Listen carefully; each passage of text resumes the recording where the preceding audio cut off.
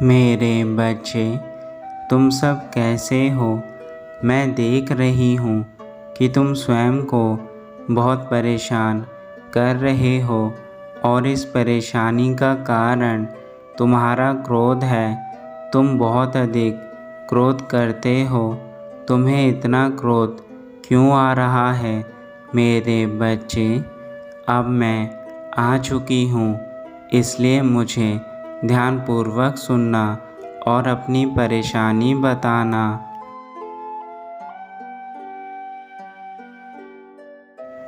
तुम यह बात भली भांति जानते हो, इस संसार में मनुष्य का सबसे बड़ा दुश्मन क्रोध है और तुम क्रोध में अपना सारा जीवन नष्ट कर सकते हो।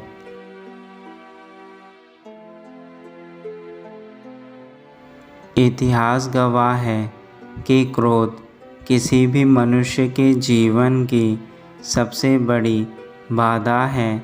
तुम भी क्रोध में फंस रहे हो, जो कि एक बड़ी मुसीबत का कारण बन सकता है। तुम्हारे आने वाले भविष्य में यह क्रोध तुम्हारी सारी खुशियाँ, तुम्हारा सारा सुख, सब कुछ छीन सकता है।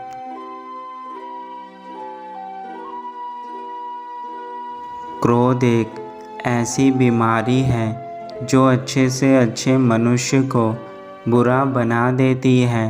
मनुष्य क्रोध में भूल जाता है उसके द्वारा क्रोध में किए गए कार्य का परिणाम क्या होगा।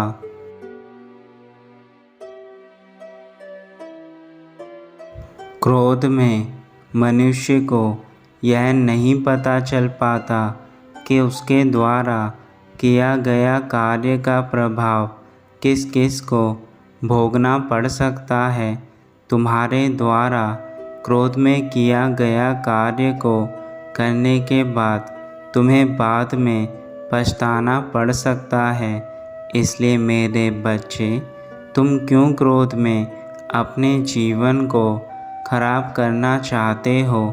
क्यों अपने सारे कार्यों को बिगाड़ना चाहते हो? क्यों अपने बनते बनाए कार्य को बिगाड़ देते हो? क्रोध में तुम यह तक भूल जाते हो कि तुम्हारे सामने कौन खड़ा है। तुम्हें अपनों से बड़ों का भी मान सम्मान याद नहीं रहता। तुम्हें स्वयं पर काबू नहीं रहता। तुम सामने वाले को जो मन में आता है वह बोल देते हो, बिना यह सोचे कि उसके दिल पर उन बातों का क्या असर होगा।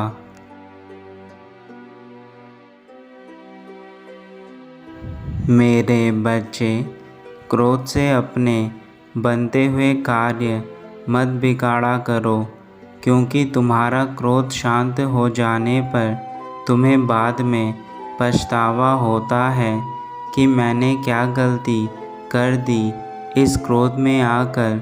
और फिर तुम्हारे इस क्रोध के कारण तुम्हें बहुत सी मुसीबतें और तकलीफ़ों का सामना करना पड़ता है, जिसके कारण तुम बहुत ज़्यादा चिंतित हो जाते हो।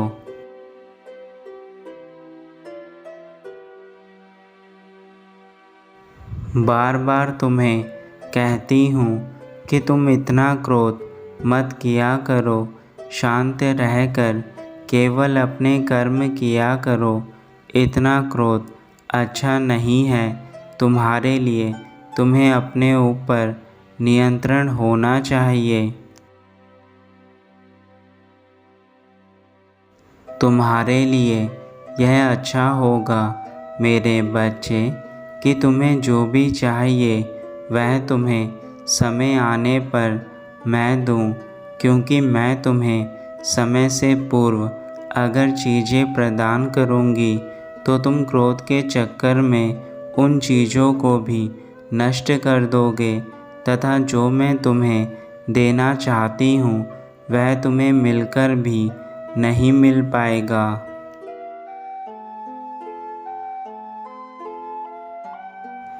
तुम खुद पर ध्यान दो। तुम्हें अपने मंजिल तक खुद पहुंचना है। वहां पहुंचने के लिए तुम्हारा मन का शांत होना बेहद आवश्यक है।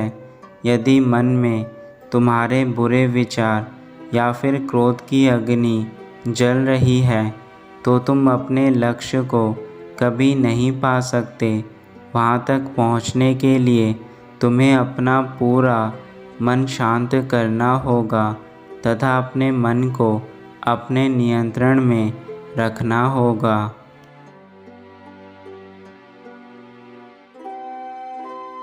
तुम्हारी जो भी कामना है उसे तुम अपने सच्चे दिल से मुझसे मांगो। मैं तुम्हारी सारी इच्छाएं पूरी करूंगी। केवल अपने सच्चे दिल और सच्ची भक्ति से मुझसे चीज़ें मांगो।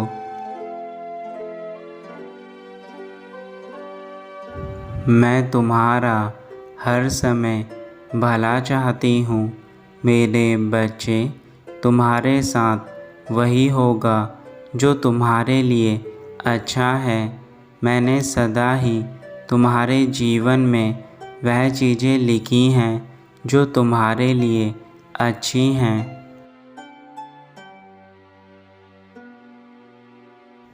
मैं नहीं चाहती कि तुम ऐसी चीज़ों का सामना करो जिन चीज़ों से तुम्हारा भविष्य खराब हो सकता है या फिर तुम्हें जीवन में बहुत सी परेशानियों का सामना करना पड़ सकता है। तुम्हारा सबसे बड़ा शत्रु तुम जानते हो कौन है। बस तुम्हें उसे हराना है। यदि तुम अपने शत्रु पर काबू पा सके तो तुम जीवन में किसी भी चीज़ को पा सकते हो। और तुम्हारा यह शत्रु केवल तुम्हारा क्रोध है जिसे तुम्हें हराकर अपने आप को साबित करना है कि तुमसे बढ़कर कोई नहीं है। जिस प्रकार एक माता अपने बच्चे को सारी मुसीबतों से लड़ना सिखाती है ताकि वह जीवन में किसी भी स्थान पर हार ना जाए, उसी प्रकार तुम्हें भी अपने क्रोध को हराना होगा ताकि तुम जीवन में किसी भी कार्य में या फिर किसी भी परिस्थिति में इस क्रोध के कारण हार ना जाओ।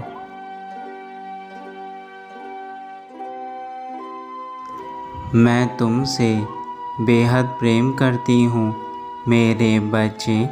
मैं तुम्हारी हंसी के लिए कुछ भी कर सकती हूँ।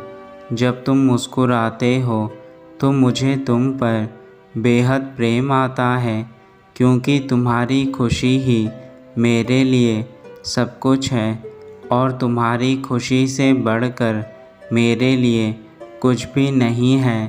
मैं तुम्हारी माता ज़रूर हूँ, परंतु मैं तुम्हारी माता के साथ साथ तुम्हारी मित्र भी हूँ, जो तुम्हें हर पल सही गलत का ज्ञान देती हूँ।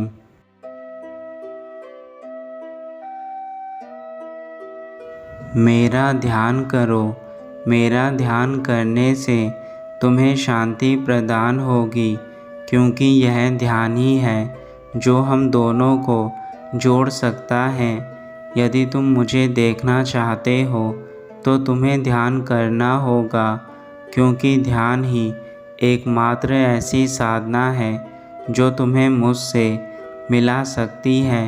क्योंकि मैं संसार में केवल उन्हें ही देखती हूँ जो मुझे सच्चे मन से याद करते हैं। तुम्हारी माँ तुम्हें हर पल देख सकती है, परंतु तुम्हें मुझे देखने के लिए ध्यान करने की आवश्यकता है।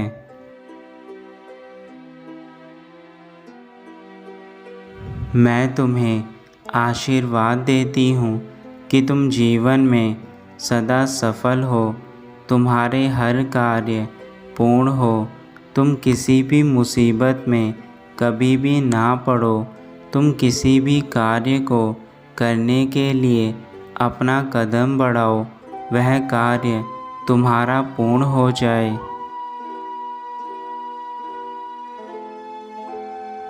इसलिए क्रोध मत करो। जो भी हो रहा है वह सब तुम्हारे लिए अच्छा हो रहा है।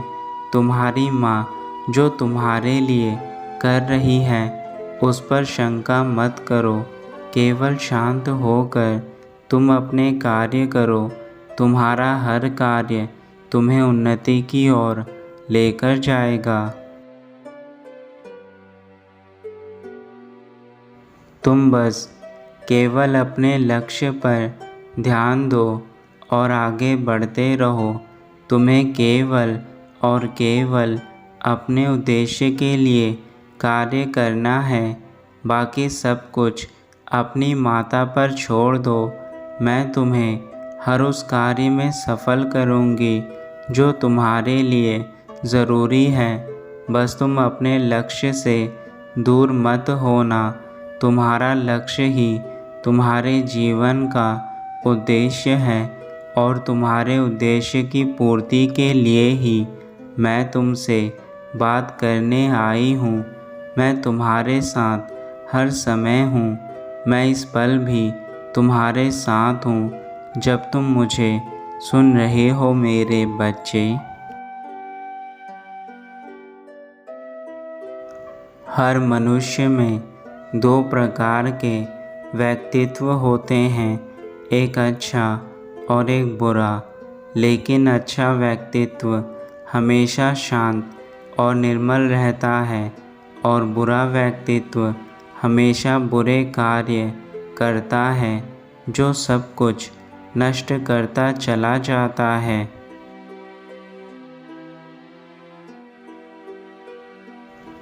अब तुम खुश रहो।